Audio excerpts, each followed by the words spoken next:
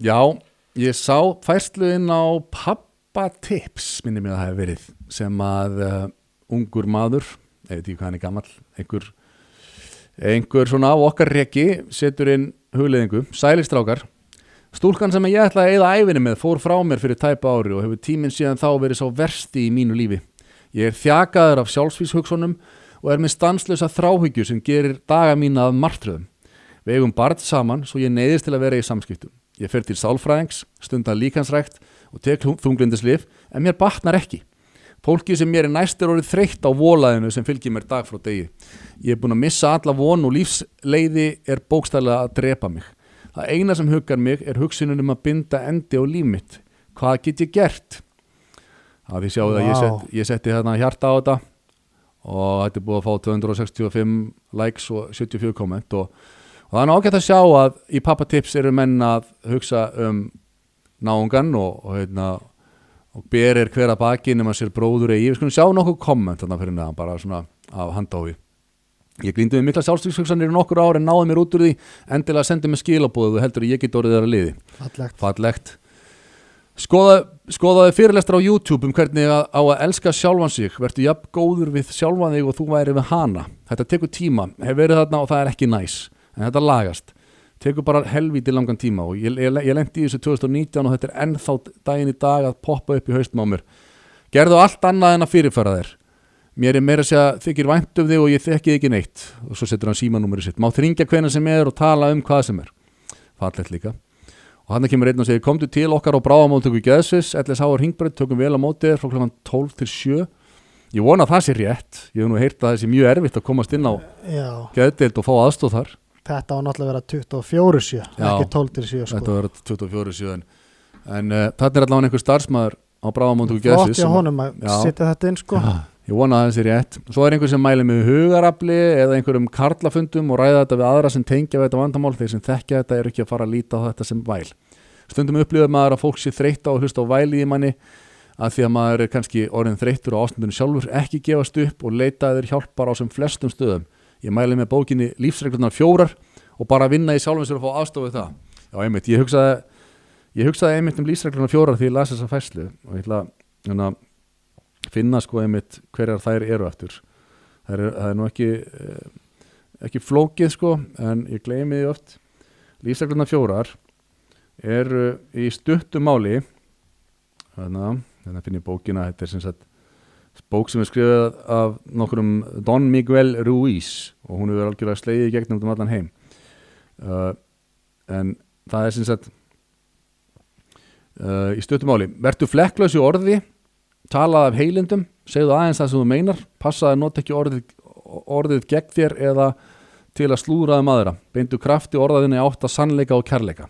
Þetta er lífsregla númer 1 og ég svo sannlega sjálfur reyni að fara eftir henni. Númer 2 er mjög mikilvæg lífsregla.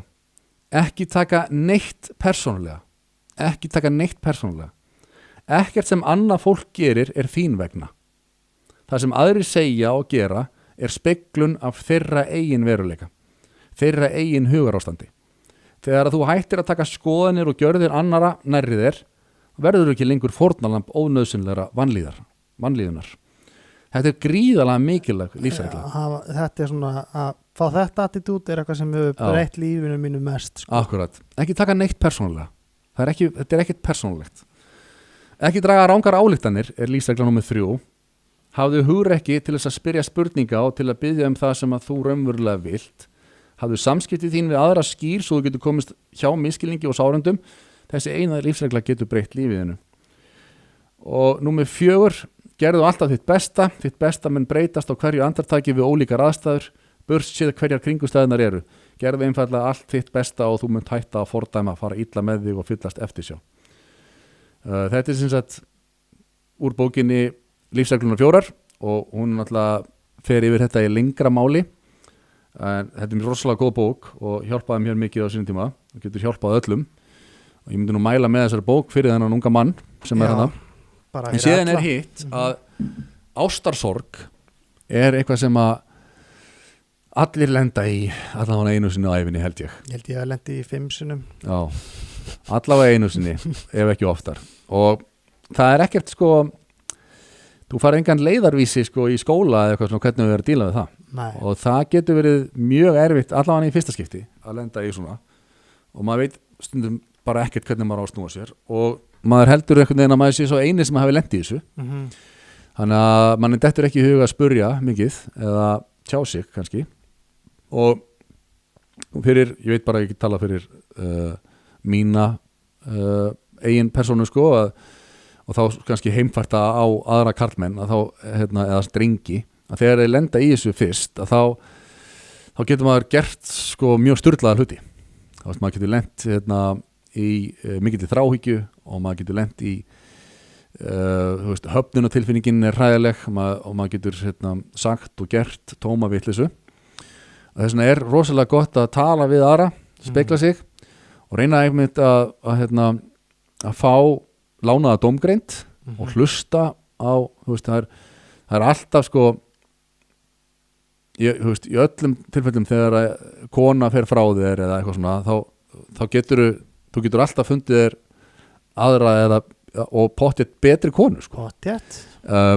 Aðal áherslan sem að þú átt að leggja er á sjálfa þig að þú sért góður maður ég sá einhvern mann sálfræðing svara þessu hvað maður gera til þess að ná sér í góðan maka þetta er röng spurningin er hvað get ég gert til að gera mig að góðum maka og þegar þú ert búin að gera þig af góðum maka þá kemur til þín góðum maki dregst að þér þú veist equally góð manneski og þú ert akkurat frekar en að þú sérst eitthvað leita og skjóta hátt fyrir ofan markið sko. Nákvæmlega, fókusin á að vera á hvernig get ég gert mig að betri manneski alltaf og og þá ferðu eitthvað sem þú átt skilið það er maður dregur alltaf að sér svona ef maður er í tómu rugli og vitleysu þá dregur maður að sér einhverja manneski sem er í tómu rugli og vitleysu og svo framvegis en þetta er einmitt drullu erfitt að lenda í þessu og maður sér ekki sólina einhvern veginn og maður sér ekki lífið geta haldið áfram af því að þessi manneskja er farin eða þessi manneskja sveik mann eða þessi manneskja stakk mann í bakið og svo framvegis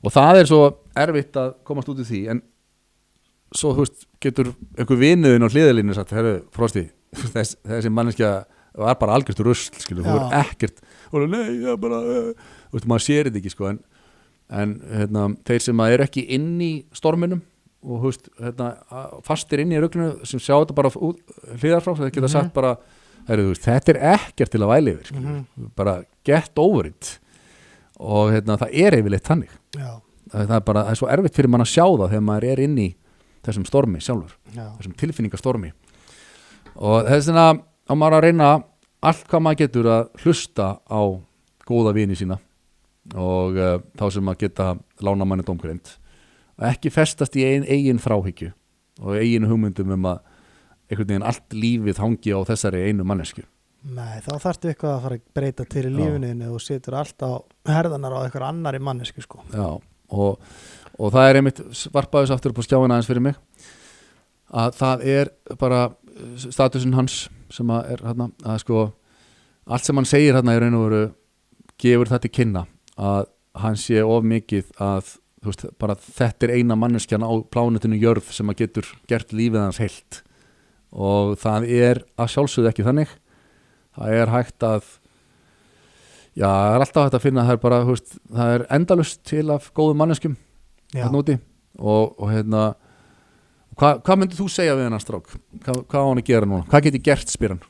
Ég myndi segja náttúrulega fyrst og fremst að þetta mun líða hjá muna það, þetta er bara tímabil og þú veist, það er ups and downs og hann er bara í downi og ég meina, eins og segir, það sem ég bjargaði mér er að tala við aðra kallmenn við erum bara í góðum félagskap algjörlega fá að hanga með strákunum og láta á bara sækja sig og fara að gera eitthvað margir segja sko að svona sem ég er ósammála að svona lausn frá svona er bara að fara sofa hjá öðrum stelpum beint upp í rúmi ég er ekki sammála því sko það laga því ekki neitt sjálfan persónulega nei, það er skamtíma lausn sem er bara rétt á meðan þú ert í beddanum sko en síðan er það bara hvað hverju var það þessu það er ekki lausnin þannig það er held ég og ef hann er í ykkur áfengið eiturlegum að hætta því algjörlega það kyndir undir þetta alveg svakalega það er ekkert ástand svo slæmt að áfengi og eiturlyf get ekki gert það verra. Nákvæmlega. Það er þannig. Þannig að í guðanabænum á meðan að þetta er að ganga yfir á forðast algjörlega öll hugbreytandi efni og vera bara í sjálfsrækt og reyna að finna gleðina með sjálfum sér. Er það ekki bara? 100%. Eða 100p. Já, við ætlum að herðu, ég er að fá endalega skilaboð. Næsti dagskrárliður fyrir ekki þið. Yes. Sorry, ég er að fá einhver skilaboð að ég verða að svara eitthvað, ég get ekki svarað með í miðum þætti, þetta gengur ekki upp. Þetta er frá Gunnari Smára sko. Já, þá verður að svara sko. Já. Herðu, út með ruslið, við vorum í því, þarna var ég, sko, við vorum að taka út vondu tilfinningarnar, inn með þær góðu, út með ruslið.